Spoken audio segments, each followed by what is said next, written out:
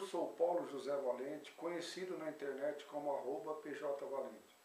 Eu vou falar dessa crise global que está acontecendo no mundo, que na realidade não é uma crise comum do capitalismo. O capitalismo teve várias crises.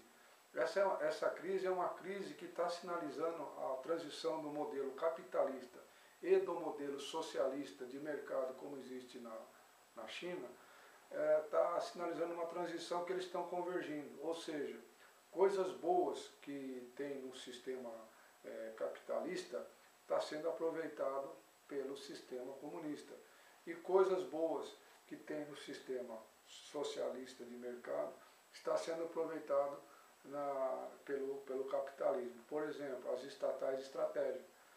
No caso brasileiro, podemos citar, por exemplo, como uma estatal estratégica, a Petrobras. Tem outras no mundo, várias outras estatais estratégicas, na China, em outros países. O próprio Estados Unidos, com essa crise que começou em 2007, essa crise global, com a crise das hipotecas dos Estados Unidos, interviram no sistema bancário, interviram em algumas indústrias como a GM, e a participação do governo em algumas empresas já é bastante alta. Então essa convergência está sinalizando um novo sistema econômico, e que o Peter Drucker intuiu quando ele escreveu o seu livro Sociedade Pós-Capitalista em 1993. Nesse livro, Sociedade Pós-Capitalista, o Peter Drucker cunhou esse nome, o sociocapitalismo.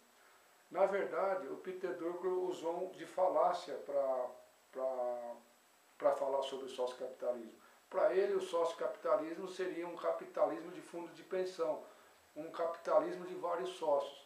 Como eu explico o verdadeiro capitalismo no livro O Capitalismo por um Mundo Melhor, o sociocapitalismo não é só isso.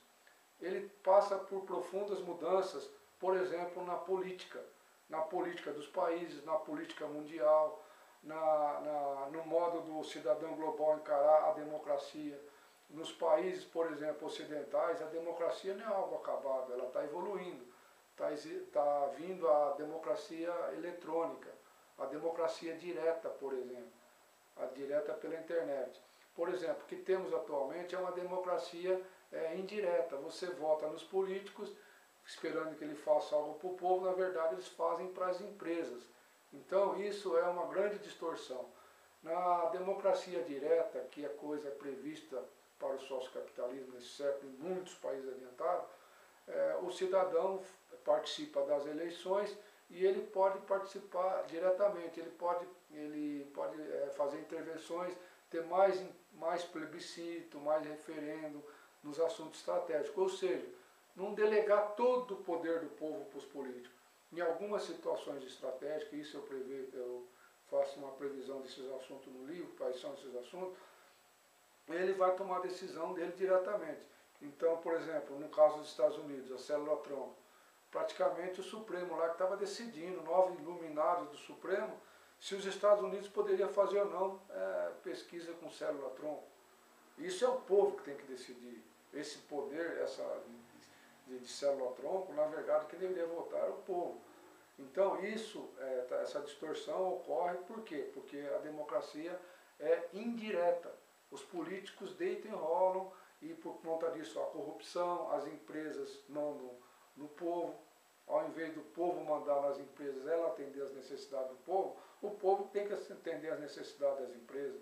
É uma inversão de valores, quer dizer, falam que a democracia é o poder do povo, mas na verdade esse poder na prática pela democracia direta é distorcido.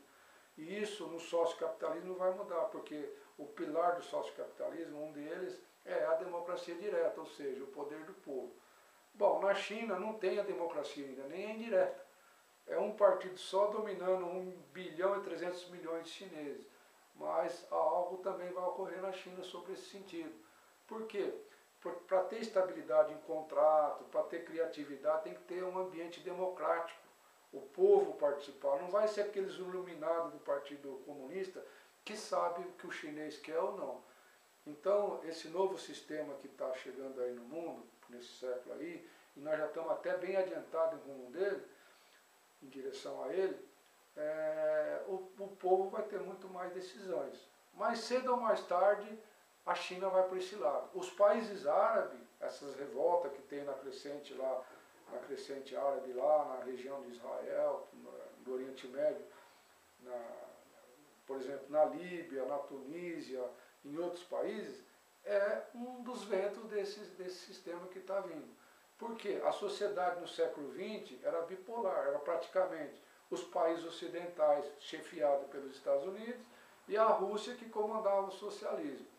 Nessa bipolaridade cabia ditador. Por quê? Os ditadores faziam, às vezes, como sendo fantoche, por exemplo, da Rússia, né? Como no caso Cuba, por exemplo, no caso da Coreia do Norte, e outros eram fantoches dos Estados Unidos, certo? Então, por exemplo, o Chile, os Estados Unidos interviu na política chilena, o Allende foi morto por causa disso, porque não estava alinhado com os interesses dos Estados Unidos. A CIA teve um grande peso nisso, na política lá do Salvador Allende e em outros países. No Brasil, né, ela ajudou muito a Revolução de 64, então era um mundo bipolar. Aí esse mundo bipolar terminou praticamente com a queda da União Soviética em 1991. E depois com a queda dos Estados Unidos, porque ele tem uma dívida gigantesca, o dólar já não está lá aquelas coisas, caiu, o império capitalista caiu agora em 2007, com essa crise que está se arrastando até hoje. Muitos economistas pensavam que essa crise ia durar 2 anos, mas não está durando 2 anos como se pensava. Por quê? O mundo está tão globalizado que quando arruma um lugar, já arruma o outro. Por exemplo, na Europa agora, nesse exato momento, quantos países na Europa não estão endividados?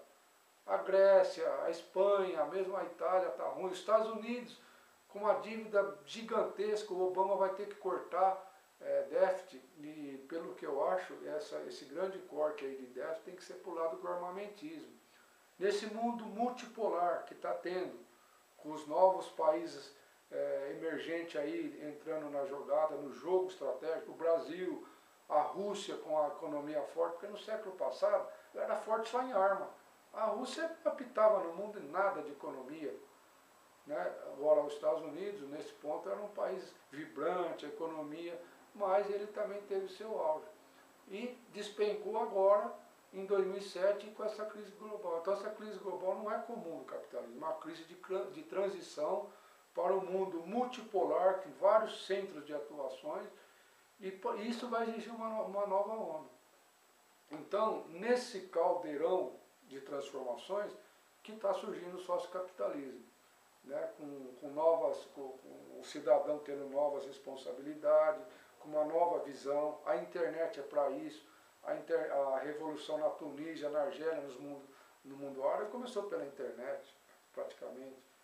Então está ajudando na Síria nesse momento a comunicação.